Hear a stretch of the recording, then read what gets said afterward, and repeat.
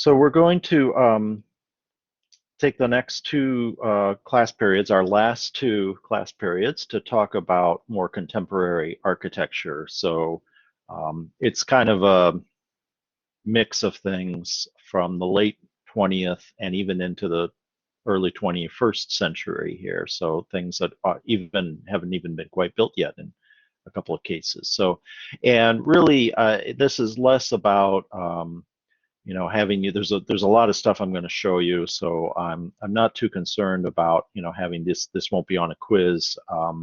I might have one or two questions on the final that are pretty straightforward, projects that you really ought to know. But I'm not going to, intensely expect you to study this. But what I like to do is I'd like to end not just the semester, but really if you took the class in the fall, to sort of end our time together, just showing you where things are now. We started way back with prehistoric architecture. We started the semester in the Renaissance, and we've gone through a lot of different cultural, different cultural approaches to architecture and to building, and to, in this semester, more focused really on Western architecture and how it developed, and translates into America, and how, the architecture that we're immersed in the US, as well as in Chicago, which is an incredibly important architectural city, how that has evolved into what we see today and what's sort of being built today. And in some cases, I'll try to kind of put this a little bit into context. We've talked about the sort of modern architecture movement, which began at the beginning of the 20th century and has, stuck with us essentially here into the 21st century. It's evolved, it's changed. We're not seeing much international style architecture anymore, or, some of the sort of work of Frank Lloyd Wright necessarily, although he's still an influence. But certainly there are traditions that have carried on and been expanded. And even something like what we're seeing here, which is the Guggenheim Bilbao by Frank Gehry, represents the technologies that we have today with the computer revolution that started in the 1980s and 90s, and has allowed architects to create ever more complex structures that would have, been completely unrealistic. You could dream it, but you couldn't ever build it. But now with computer technologies and laser computer fabrications, you can make all sorts of kinds of forms and shapes that would have never do that. So we'll kind of just go through these. I'm going to kind of flip through these almost in many ways like a slideshow, just to give you this exposure and to, so of these contemporary architects. Many of them you'll have heard of, I'm pretty sure. But I want to place these in, people and works in some of the context of a little bit of what we've talked about. So. And they're not necessarily in any particular order per se, in some sort of sequence or anything like that. So we'll kind of be bouncing around a little bit. I thought I'd start in a way, though. I wanted to start with Renzo Piano, who still with us, born in 1937. He is Italian and really came of age as an architect starting in the mid-1970s with his first project I'm going to show you. But he has a link to people we've talked about, Louis Kahn, and worked and trained under Kahn, who, if you remember from one of our last lectures with expressionist architecture, regional architecture, really, and was really a master of concrete and expressing and using the materials in a very creative way, especially the use of concrete materials. But he also worked a lot with wood. If you remember from the Salk Institute, he had a mix of raw concrete, but also the wood that was just allowed to weather. And so, he picked up a lot of that from him. He picked up the precision of detailing and the intricacies of detailing, which is one of the things that really makes a great architect. And it's something that I think you'll all learn, for those of you who, really push forward and go into architecture or design. Um, the greatest architects that we talk about are really the ones that just don't create a form or a style, but they know how to detail a building. They know how it gets built. They know how to use and master the materials. Sometimes experimentally, and sometimes those experiments fail. Frank Lloyd Wright's famous for his roofs always leaking, that sort of thing. But to really put a building together in a good way is really the hallmark of a great architect. So a lot of these people we're going to be talking about are known for that, for their ability to work with materials and to detail connections and all that. So the first project I want to show you by Piano was a partnership with Richard Rogers, and it's the Pompadour Center in Paris from 1977. And this was, ironically, this was a little bit of an urban renewal project, if we're going back to our last lecture where we talked about the idea of kind of clearing a slum in a neighborhood and then building a new building, big shiny new building, and that would solve, city problems. And this was not done very often in Paris, but it was done here. This was a pretty decrepit hood, and the thought was in 1977, that maybe if we clear away some of the slum buildings, and build this museum, a cultural attraction, it will help revitalize the rest of the neighborhood. I don't think you would see that happen much in Paris anymore. That philosophy has generally been rejected. But it generally worked. The Pompadour is a major attraction as a museum, especially because of its architecture. And the neighborhood around it, which is sort of part of the Marais district, has revitalized. It's no longer a place you avoid, or at night or something like that. So and certainly part of that is the architecture. It was really radical, groundbreaking architecture for its time. And it's the simple way to put this is they turned the building inside out. And if we had talked about in the modernist movement about being true to the form and to the function and to the structure of a building and expressing that, this takes that to an extreme. It's essentially saying, okay, well, I'm going to express the structure. I'm also going to express the HVAC systems, and I'm going to express the plumbing. And you're just going to see it all. We're not going to hide anything in walls. You see everything exposed. And it was a pretty radical idea, and we see it somewhat nowadays. There's buildings like this every so often, but this is really considered to be one of the first times that's done, and a true masterpiece. So here you can see the structural grid, the columns, the X-bracing to hold the frame together. We can see the pointer, you can see the tube. This is the entrance. The entrance is way down here on the bottom left, and you actually take this escalator in this exposed tube all the way up to the top, and then you can experience the museum from the top down. A little bit like the Frank Lloyd Wright Guggenheim, right, in New York City, where you come in, you take the elevator to the top, and then you walk down the spiral all the way to the bottom, experiencing the gallery. This isn't a copy of that by any means, but it's sort of the same concept, and forcing people to experience the museum in a certain way. Here's a detail of that. I believe they're actually, this is almost 50 years old now. They've if I'm not mistaken, I thought I read where they've shut the Pompadour down, and it's going to be closed for 2 or 3 years while they do a massive renovation of it. It's sort of reached that point where it needs a pretty big restoration effort. But this was crazy. People came to see this just to see it. At the time, whether they liked it or not, they're like, oh, we got to go see this building and all of its guts hanging in. Certainly put them on the map. Here's both of them, Rogers and Piano, and made them both architectural stars at the time and launched their careers, sometimes in collaboration together and sometimes on their own. And Piano is still quite famous, still doing work, as I'll show you in a minute. Here's another project. This is just by Richard Rogers. That's quite famous in London, the Lloyd's of London Insurance Building, and it's along the same lines of the Pompadour. It's turning the building inside out. It's letting people see all of the systems exposed. We see here this tall vertical tower, all the duct systems for the ventilation and exhaust and all that. It almost looks like a factory building. And if you compare that to this down at the bottom corner, right corner, is the facade of the old building.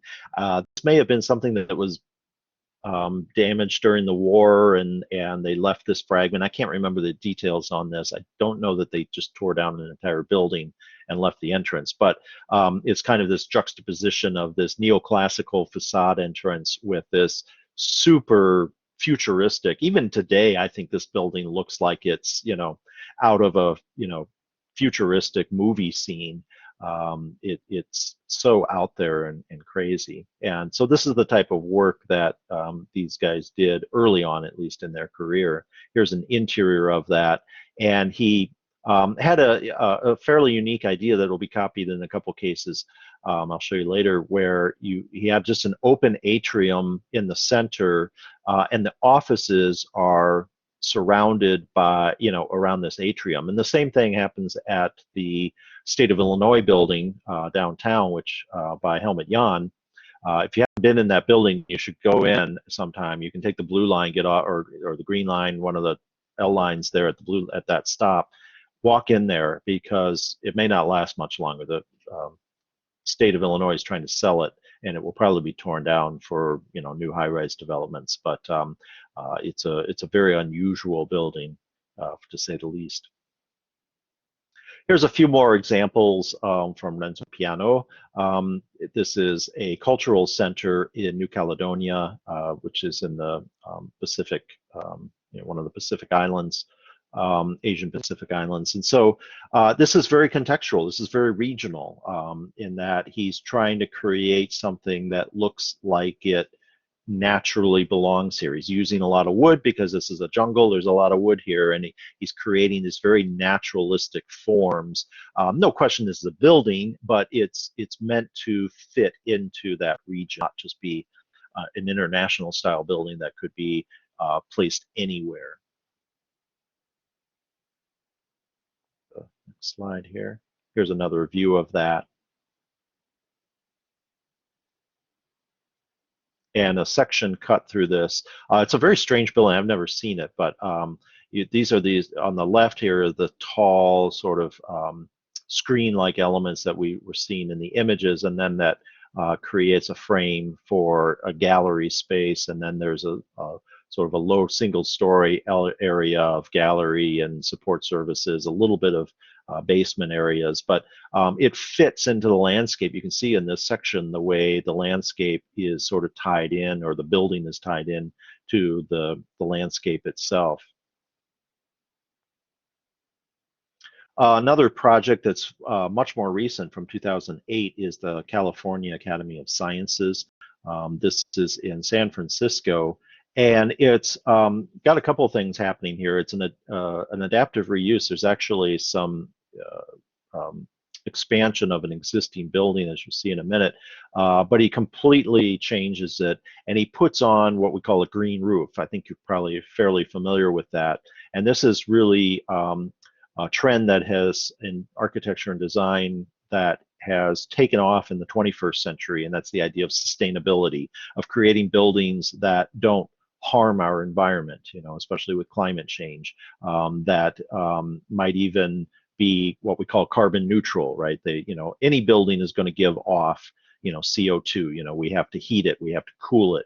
The construction of it, even just the generating these materials and all, creates, an impact on our environment. And so, some buildings, a building like this is meant to sort of counteract that, and during the, for whatever emissions occur for its construction, and then over the lifespan of the building to try to either be neutral, whatever emissions are created are being recaptured with greenery that absorbs CO2, or a living roof that prevents water from draining off right away, into the sewer system. And when it rains and you get this big storm and the water all washes off the roof right away, and it helps to cause floods. If it soaks into the soil of this roofscape that's a natural with plantings and dirt and soil, then it doesn't run off right away. Then the roof holds that water.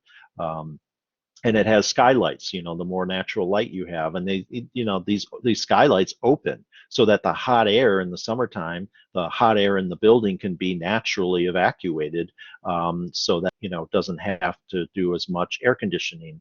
Lots of different techniques. I'm not going to get into all the issues of sustainability and green architecture, but these are all things that are becoming more and more and more common in architecture. Here is a view of the building. You can see that part of the building originally is this neoclassical building. We've got some, Greek or Roman inspired columns and arches and coins, Renaissance style coins at the corners of the building. But then he completely, new additions and this large extended not quite, well, part of it's cantilevered and then supported by these steel columns, overhangs that help to shade the building from, it's allowing light in, but it's also shading from direct light coming in, overheating the interiors, which would require more air conditioning. It also provides a shelter. I mean, this is San Francisco. It rains a lot. The weather can be kind of crappy, and so visitors have an overhanging shelter as they approach the building, and aren't subject to the environment, or to that bad weather all the time. Yes, you can. Bea is wondering, can you go on a green roof? And let me just go back. Yes, you can. I mean, certainly you can walk up there. Generally, they're not gardenscapes that are open to the public where people go and hang out and sit in the grass or something like that. The type of vegetation that they use on these are generally not like soft grass, you sit in a park or something. So it's not necessarily comfortable to sit up here anyway. Some buildings have a roof deck that might have traditional pavers that can withstand the wear and tear of people being on them and sitting in chairs and stuff like that. But then they'll have these kinds of planters around so that you feel like you're in a more natural park-like setting. So it's a little combination of those. But when you look at something like this, they're really not meant to. You can walk on it, for maintenance and stuff, but they're not meant to be like people hanging out in them like a park. Hopefully that answers your question, Bea. So you should all be familiar with one of his works.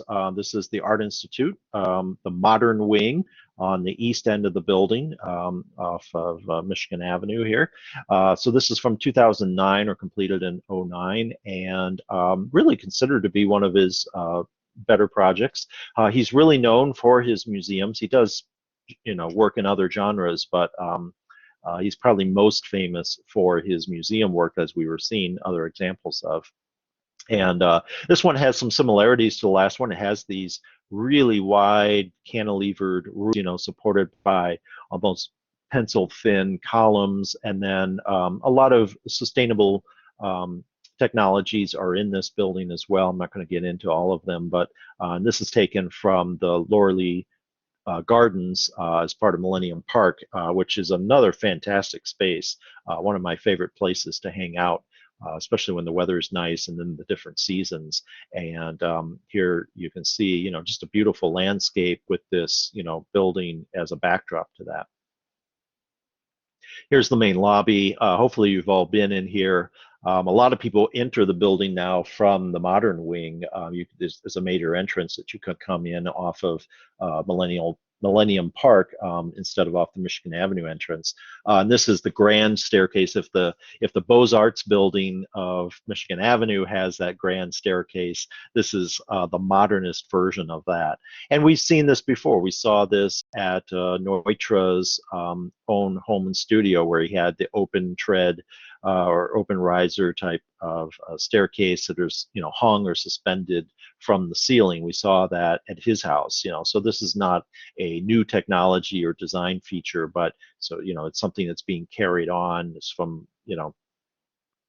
almost probably 80 years earlier, or 60 years earlier. Uh, and then this is the bridge that connects Millennium Park to the building, so you don't have to walk across the street. This is a cool place to walk on and to see great vistas from. This is the one, if I have a critique of this building, I do like it, otherwise it's this one. To me, this is a bridge to nowhere, to use the Sarah Palin reference or whatever from 2008. Sorry if you don't get that. But you walk all the way along this bridge and you get to this pavilion here, and then there's really nothing there. There's an elevator that you take down to the main lobby space. It's a cool experience, and it's neat to be on the bridge, but I always feel a little disappointed when you get to the end and you expect something, like you've taken this journey and you arrive somewhere, and no, you haven't. You just get to an elevator lobby and you take the elevator down to the main lobby. So I feel like this is more style than substance, but that's my one criticism there. So the next architect I want to talk about is Norman Foster, really about the same age as Renzo Piano. He's British, studied at Yale. He met and worked with Richard Rogers, who we just talked about a little bit. They collaborated for a time early on, and there's definitely some symbiosis going on between the two of them. So we saw the Lloyd's of London, we saw the Pompadour Center that Rogers worked on. Some of that carries over into Foster's work as he emerges in the 1980s as a pretty substantial architect. And I think you can see that really well with his Bank for Hong Kong in 1986, very much in the genre of the Lloyd's of London building that Rogers did in London. So it has, the expressed structural system. It has, expressed HVAC and other building systems. These different, almost truss-like elements are exposed, which of course, is not unlike the Hancock building, right, in Chicago, that Fazlur Khan, said, and Bruce Graham both said, hey, let's expose the structural grid, the cross bracing on that to, be true and be expressive. So this is really carrying on that tradition a little bit. Here's a nice view of that. You can see the trusses that help support the building and provide, wind load barriers, and you can see some of the systems are pretty exposed up at the top. And he also does the open atrium concept here, where the offices are on the perimeter of this open atrium space. And just like Lloyd's, this is probably very much inspired by the Lloyd's of London building, but both of those are inspired by, and we can't not talk about this guy at least one more time, Frank Lloyd Wright. I didn't show you this project before. It's an important part of his work, and unfortunately got torn down in the 1950s, so it is no longer with us. But this is the Larkin Soap Building in Buffalo from 1906, and Wright got his opportunity to design an office building, which he mostly worked in residential work early on. And he came up with this concept of, let's create an open atrium space with the offices surrounding that. So this concept that we're seeing here in the 1980s at Lloyd's of London at the Hong Kong Bank, this ties back to Frank Lloyd Wright in 1906. There's no question about it. He's, the forms and the styling and the materials are all different, but it's the same concept for sure. And so, this just shows you how groundbreaking I think Wright was, in the early 20th century, that, even in the late 20th century, architects are still inspired by things that he was thinking about at that time. One of his probably most famous works and most significant is the German Reichstag in Berlin. This is started in 1993. It took quite a few years to implement, finished in 1999. The Reichstag was essentially the Capitol building of Germany, way back, before all the wars, all back into the 19th century. And it had actually been burned out. Let me see if the next slide. This is what it looked like, actually. So this is, 1895 view of it. It was a very neoclassical building with, the temple front and, Renaissance, pediments over the windows. It had this big cast iron and glass dome that was sort of, the Industrial Revolution technologies that we talked about in one of those lectures, but clad in a very neoclassical way. Very typical of grand European buildings from the late 19th century. I think it was 1932, 1933, there was a mysterious fire, and the chancellor at the time, the German chancellor, Adolf Hitler, blamed it on his political enemies, communists, the Jews, anybody that opposed him and that he didn't like. And there were a long list of those, but most likely it was started by the Nazis under, Hitler's orders, and it gave him a 2-for-1 deal here. He was able to use this excuse of the arson by his political enemies to crack down on his political enemies and to solidify his power. And it also got rid of the, burdensome, troublesome legislature. And basically, like they no longer have a building because it, caught fire and was no longer usable. And so this was the moment that allowed him to consolidate his power in the 1930s, which of course would ultimately lead to World War II, the Holocaust, and all kinds of horrific things. And it really comes back to this moment here at the Reichstag. It sat like this throughout the 1930s. They didn't tear it down, but they didn't restore it. And then during World War II, when the Soviets, invaded Berlin and ended the war in Europe, they bombed it pretty good, pretty heavily with artillery and so forth. So it was even worse shape after the end of World War II. And then with the Iron Curtain, with the split between East and West Germany, Berlin was kind of a neutral zone, and the wall was literally behind this building. This was on the western side, but the wall was right behind it. And of course, the capital at that time of Western Germany was moved on, and Berlin was just a city. And so it sat for even more decades until the fall of the wall in 1989 and the reunification of Germany in the 1990s. And so when that happened, they decided to make Berlin the capital again, and they wanted to restore the Reichstag as a symbol of rebuilding Germany in a more modern way, not without all the horrors that they had done in the 20th century. And so the decision was they didn't want to, the walls could be restored, but they didn't. This cast iron dome was in such bad shape that we're not going to restore that. So they hired Norman Foster to basically create a blend to restore the stone walls of the neoclassical building, much as they had been, but to create an entire new building inside of that. What we might even call a facadectomy, where you just leave the facade and you build a new building inside of that. And in a way that was fine because the whole interior was gutted anyway. There was nothing but a shell. And so he created, you can see all the glass, in the window openings. And I'll show you some examples. There's a whole new building inside. But the key thing, the most symbolic and visual thing, is he created this new glass dome. He did not copy the cast iron and glass dome of the neoclassical building.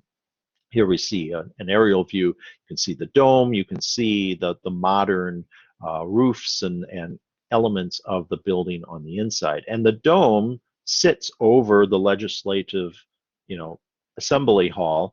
And so it's a symbol of people. You can actually go onto the roof. You can go into the dome as like a tourist attraction, and it's a great view of the city. But it's also, you can look down into the assembly hall for the legislature. And so if they're in session, you can literally see the legislators working, and it's meant to be kind of like a transparent, your government, transparency. You can see your government working. So there's a lot of symbolism in this. I could do a whole lecture on it because I did quite a bit of study of this in 2009. These are mostly my photos. Uh, there's a lot of green technologies in this as well.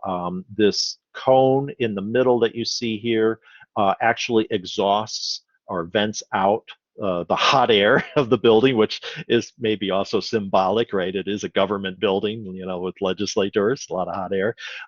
But that is a sustainable system. There's mirrors on this that actually reflect light down into the assembly hall so that they can reduce the amount of natural or artificial lighting that they have to. You can see that the glazing is vented, and so this space, I mean, you can imagine this is like a greenhouse, and it would get really hot, and instead of having to air condition it, they allow it to naturally ventilate so that they don't have to waste a lot of energy in ventilation. Here's a section through this. Hopefully you can see, maybe makes more sense of what I'm talking about. Here's the Legislative Assembly Hall here. This is the big cone that both vents out but also reflects light down in. And then you can see there's a spiral ramp inside the dome that you can spiral up and walk and get views of the city or of the legislature in session. So here's a little bit of what that looks like. So it's a really cool place. If you go to Berlin, it's a major tourist attraction now, and like I say, is really symbolic of the new Germany. Here's another view of that with the mirror. You can also stand along here and look down through the glass skylight into the legislative hall. And then this item here on the left is a screen, and this actually rotates, it spins around this. So as the sun arcs its way across the sky during the day, this screen follows that and prevents too much direct sunlight from hitting these mirrors and shining down. That would be too much light, too much heat generated, and so it filters the light to prevent direct sunlight from coming in there. It's a pretty advanced technological systems that they've got there. Just a couple other examples of Norman Foster's work. There's many, many of them. I couldn't begin to go through them all. This is in London. This is the new City Hall building from 2002, not so new anymore. It's almost 20 years old. There you can see the Tower Bridge in the background, one of the great icons. Really funky building. It sort of almost looks like it's being blown over. Maybe that's the hot wind of City Hall. I don't know what the symbolism there is, but these are, and it also has a major underground element and component to it. Really contrasts that with the old architecture of London. It's a great view to see that. This is another one in London, affectionately known as the Gherkin. Looks like a big pickle. And so this is from 2004. It's an office building. In a way, it has a little bit of the Hancock, Fosler-Kahn, cross bracing structural expression here, but it's then clad in glass with different glazing, shaded glazing to create a certain aesthetic effect. So very expressive building for sure. This is the Hearst Tower in New York City, 2006. This is another kind of interesting montage where he took the old building, a little more slightly neoclassical down at the base, and then stuck this modern skyscraper sticking right out of it. And this definitely is more in the genre of the Hancock building. Again, not a copy of it, but the triangular forms are structural, and this is what provides the stability for the tower. And it's fully expressed. And then it's got some interesting, he uses those triangular geometries at the corners to create a really strong visual element. This isn't just a skyscraper that goes vertically straight up, or even like the Hancock that it tapers. It uses the geometries to create a really interesting visual effect. So it's one of the more striking buildings in New York City. So another architect I want to talk about, who just passed away a couple years ago, is I.M. Pei. He was a little older and started some of his work a little bit before Rogers and Piano and Foster there, but he also sort of really made a name for himself, really became quite well known as an architect in the 70s and 80s.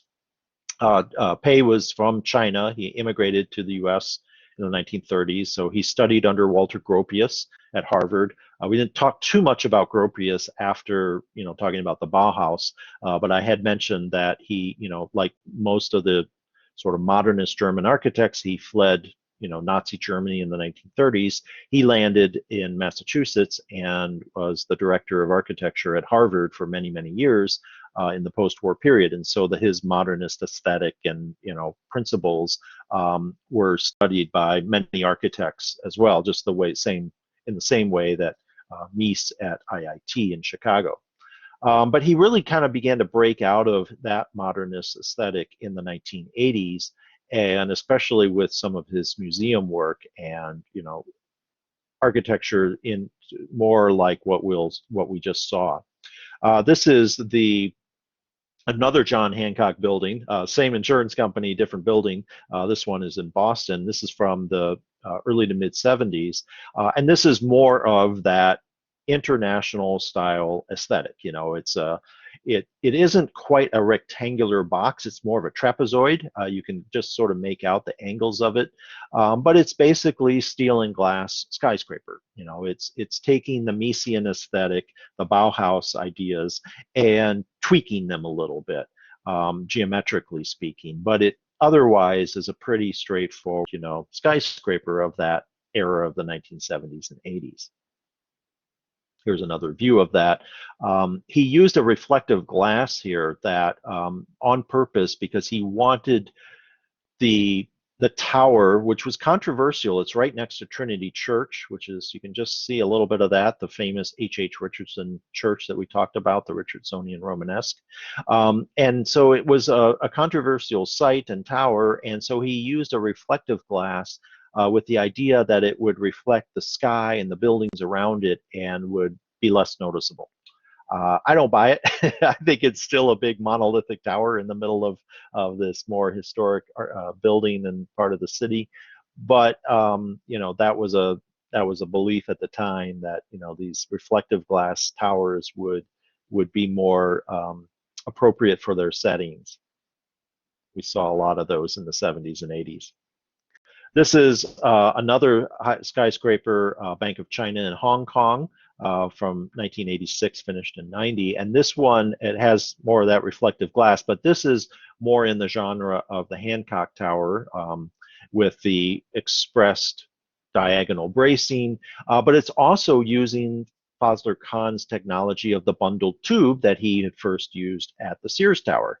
You can see that at the base, the tower is much wider and thicker, and then as it goes up, up, up, the little sections drop off and you get to the very tippy top, the narrowest part of the tower. So it's really combining the two technologies, structural technologies of that Fazlur Khan had come up with at both the Sears Tower and the Hancock Tower.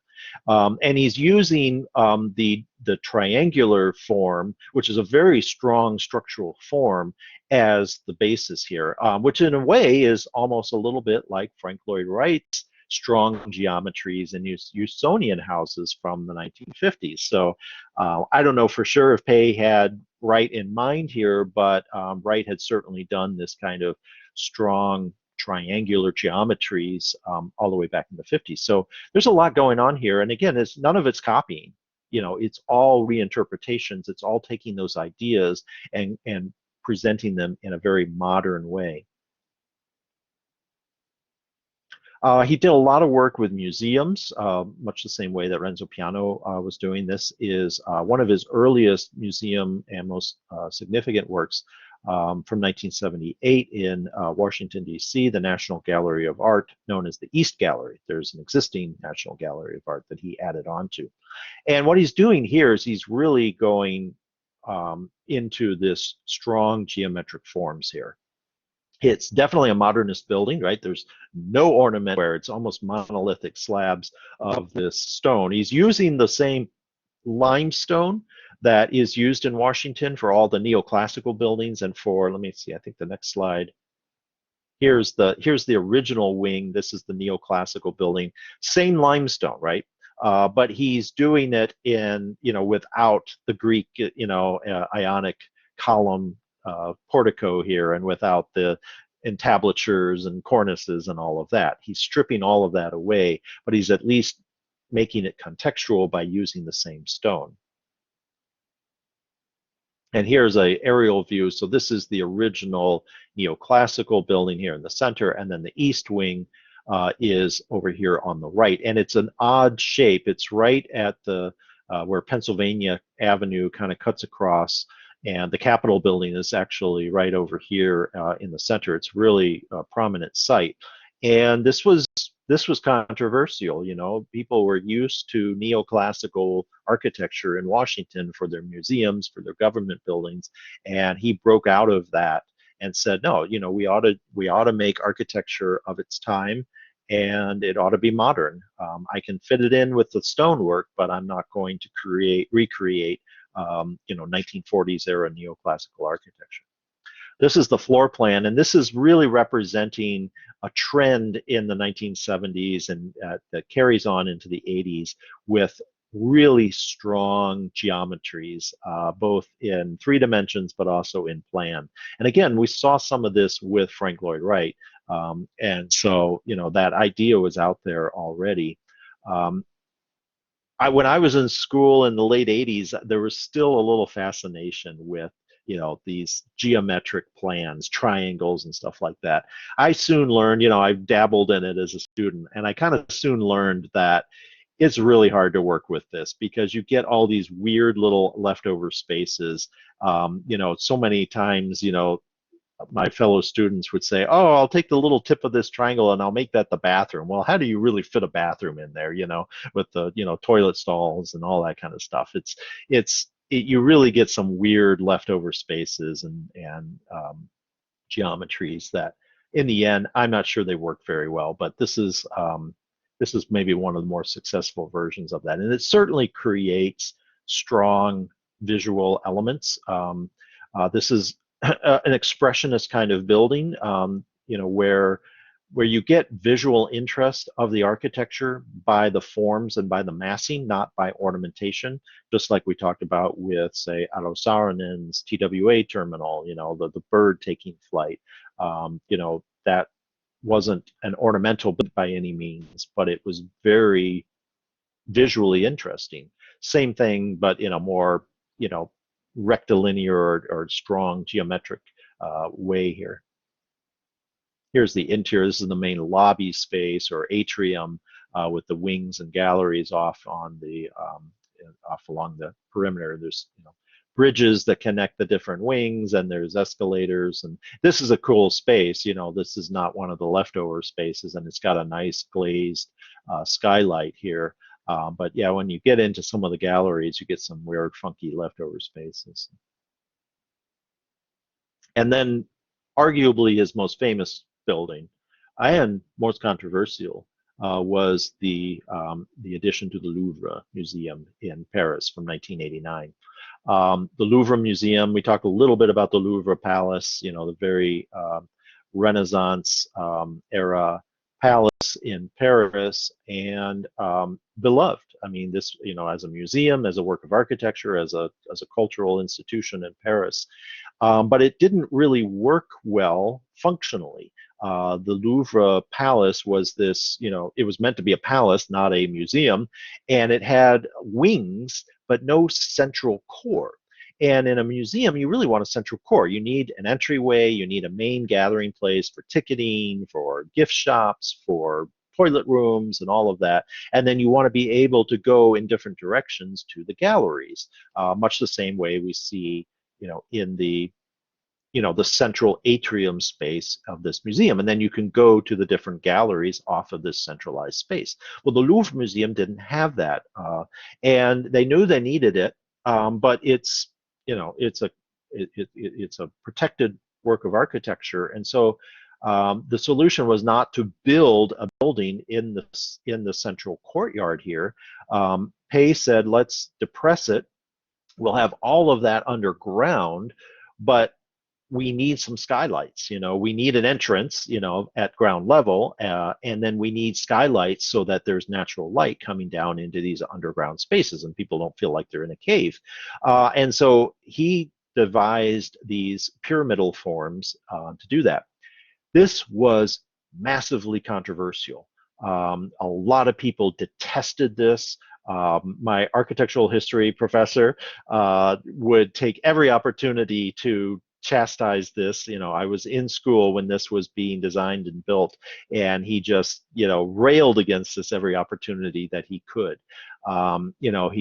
He and others felt that the pyramidal form is Egyptian. It's not French. It's not Baroque. It's not Renaissance, and it fit here. It didn't belong here, but it got built, and it's become iconic. It's almost become quite beloved. People love to come here. They take photos with the pyramid behind them, and it works functionally really well as well. And part of Pei's philosophy here was, well, if we make this all glass, you'll see through it, and so it'll almost disappear. Much the same philosophy of his John Hancock Tower in Boston. If we make it reflective glass, you'll see the sky, you'll see the buildings reflected in it, and you won't see the tower. That didn't work then in the early 70s, and the transparency didn't work in 1989 of the pyramid, because you can see it needs a lot of structure. And yeah, you can see the fuzzy arc, or actually it's not the Arc de Triomphe, but triumphal arch in the background there, but it's fuzzy. It's not, like looking through it. It never looks as good as in the renderings. So here's a plan view of it. And, in the gray, this is the original Louvre Palace converted into a museum. And as you can see, there's no central core. And, if you're in the gallery wing over here, you literally had to walk all the way around to get to the gallery wing over here if you wanted to do that. And so it's really inefficient. And, the Louvre is big enough as it is, and, you could spend days at the Louvre and not even see everything. It's that big. So the idea of having a central core here, where visitors would come, they would enter, all your facilities would be here, and then you could go, you could go this way or you could go that way. If you are in this wing, it's still a long walk. It's like going to O'Hare trying to get to your gate, but it's still a long walk. But now you can cut across here. You don't have to go all the way down over here to go through, all through all the galleries, et cetera, et cetera. So it's a much more efficient planning system than it used to be. So here's a few more views of that. And like I say, it's a really popular place. People hang out here, they take their pictures, and it's become a visual icon to Paris, much the same way I equate this to the Eiffel Tower. Remember when we talked about that? The Parisians hated it when the Eiffel Tower was built. They thought it was this ugly iron monstrosity that did not fit to the aesthetic of their beautiful city. And a lot of them felt the same way when the pyramids were built. And then sure enough, it became, the iconic image. If I show you this, you think Paris. If I show you the Eiffel Tower, you think Paris. So it's really become a part of the image of what Paris is now. So here's a nice detailed view of this. I mean, it's an incredible structural system to put this together. I mean, to create a glazed structure like this that supports itself and all that. There is a lot of structure in here. He tries to thin it out, almost cable systems and sort of a structural grid system that is very stable. It all actually comes out of space age technology, building spaceships and international space stations and things like that. Is that many of the technologies comes out of that, but it still isn't quite fully transparent the way he sort of envisioned or promised it would be.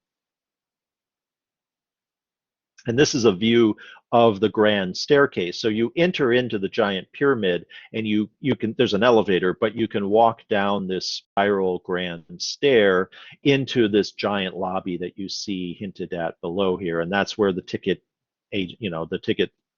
desks are, and where the coat check is, bag check, and all that. Security, of course, now you have to go through security to get in the museum, and off to one side are the restrooms, and off the other side are the shops and things like that.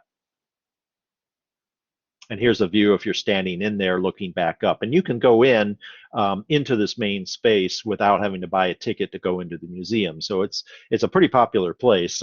It's very popular amongst pickpockets too, because people are so distracted by the architecture and the grandeur that they don't notice that somebody's got their hand in your pocket taking your wallet. But it's a really incredible place here.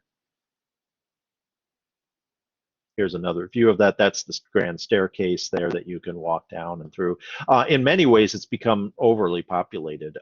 The crowds, there have been times, before the pandemic hit, in summertime, there were actually a few times when the Louvre shut down because the workers said there are too many people here, it's too crowded, there's too much pickpocketing and things like that, and they went on strike. The French do that all the time anyway. They'll usually, when they want a vacation, they just go on strike, as if they don't get enough vacation time as it is.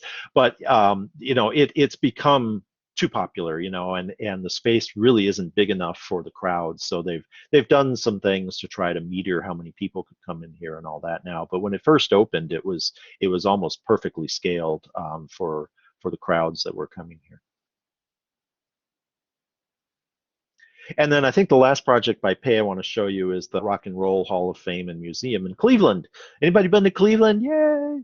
I have family there, so I have like this little soft spot in my heart for Cleveland, which is kind of like the runt of American cities. But it's actually a pretty cool city, and it's really done a lot of revitalization. And one of the things they did to help revitalize the city was to land the site of the Rock and Roll Museum.